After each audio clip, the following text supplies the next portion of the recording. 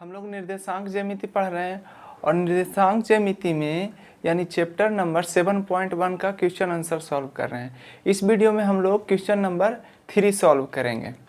अगर आपने question number 1 और 2 नहीं देखा है तो पहले उसे जाकर देखिए, फिर क्वेश्चन नंबर 3 को देखिएगा। तो आइए इसे सॉल्व करते हैं। तो कहता है 3 बिंदु दिया हुआ है, 3 बिंदु का निर्देशांक दिया हुआ और बताना है कि क्या ये तीनों बिंदु आपस में संरेखी है या नहीं है। तो बिंदुएं संरेखी कब होते हैं? तो जब 3 या 3 से अधिक बिंदुएं एक लाइन पे स्थित हो। से ये कोई लाइन है जिसका नाम देते हैं ए और बी, ये 2 लाइन है। अगर इस लाइन पे 3 बिंदु है, कम से कम कितना बिंदु? 3 बिंदु होना चाहिए। अगर 3 बिंदु इस लाइन पे स्थित है तो उसे कहेंगे संरेखी है। तो एक बिंदु मान लेते हैं यहाँ पे ए है जिसका निर्देशांक दिया हुआ है 1,5 और दूसरा बिंदु मान लेते हैं इसको मान लेते हैं बी और जिसका निर्देशांक दिया है 2,3 और तीसरा बिंदु है सी जिसको मान लेते हैं कि -2, -11 है। तो सबसे पहले लिखेंगे माना कि बिंदु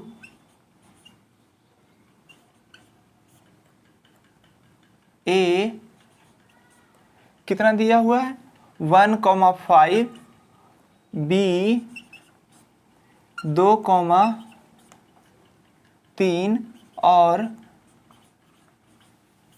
सी -2, -11 दिए गए हैं।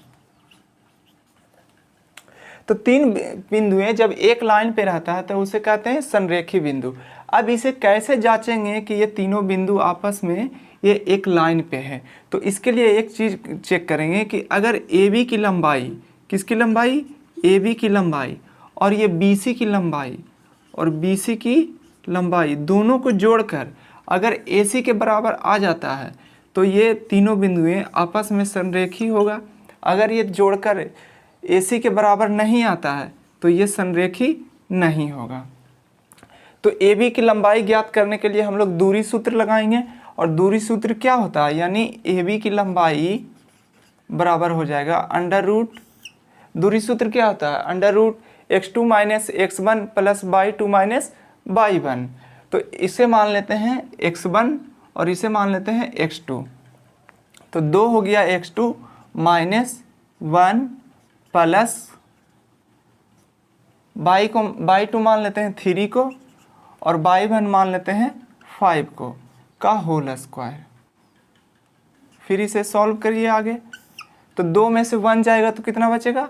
1 बचेगा, तो 1 का स्क्वायर हो गया। और 3 में से -5 जाएगा तो कितना बचेगा? -2 बचेगा, तो -2 का स्क्वायर इक्वल टू, फिर अंडरलाइन करेंगे 1 का स्क्वायर कितना होगा? 1 का स्क्वायर 1 ही होगा और -2 का स्क्वायर 4 होगा।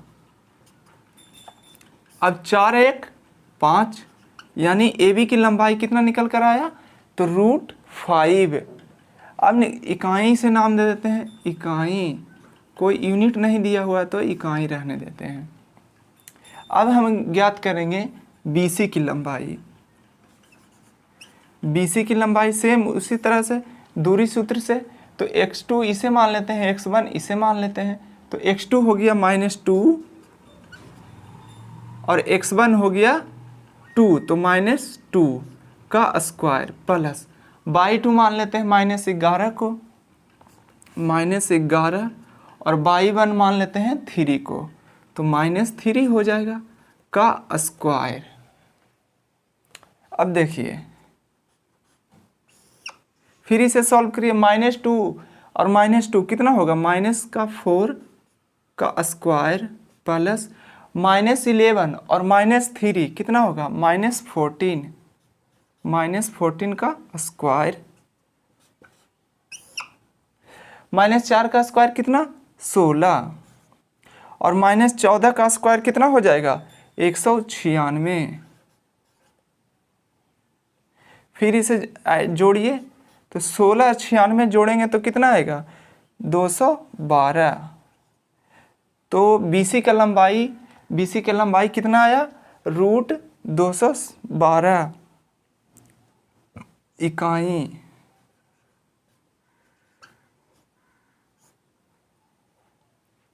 अब हमें AC चाहिए, तो AC भी दूरी सूत्र से निकालेंगे।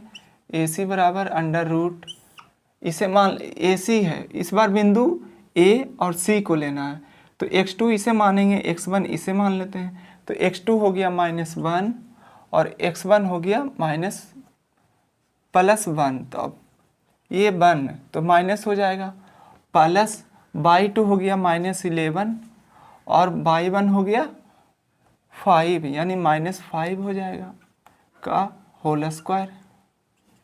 फिर आगे इसे सॉल्व कीजिए, तो 1 कितना हो जाएगा, -2 का स्क्वायर प्लस -11 और -5 कितना हो जाएगा, -16 का स्क्वायर। फिर इसे सॉल्व कीजिए, तो -2 का स्क्वायर कितना होगा, 4 प्लस 16 का स्क्वायर कितना होगा, 256। तो -16 है तो उसका स्क्वायर भी करेंगे तो 256 आएगा। फिर इन दोनों को ऐड कीजिए, तो 56, सॉरी यहाँ पे थोड़ा सा मिस्टेक हो गया, इसे कर, तो -x2 जो है -2 है, कितना है, -2, तो ये -2 हो जाएगा और 2 में से 2 और 2 यानी -3 हो जाएगा और 3 का स्क्वायर हो जाएगा 9 और 256 प्लस 9 कीजिएगा तो कितना आएगा, 9 6 15 के 5 और 5 1 6 और 2 का 2 ही रह जाएगा। तो √265 इकाई।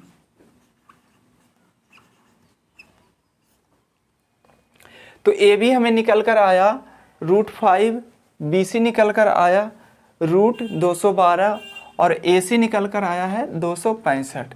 अब इन AB प्लस BC को जोड़िए, AB प्लस BC को जोड़िए, तो जोड़िए √5 प्लस √212 जोड़ेंगे तो क्या AC के बराबर होगा, 265 के बराबर होगा, 265 के बराबर होगा, ये नहीं होगा, यानी नहीं होगा। तो इसी तरह से कट लगा देंगे।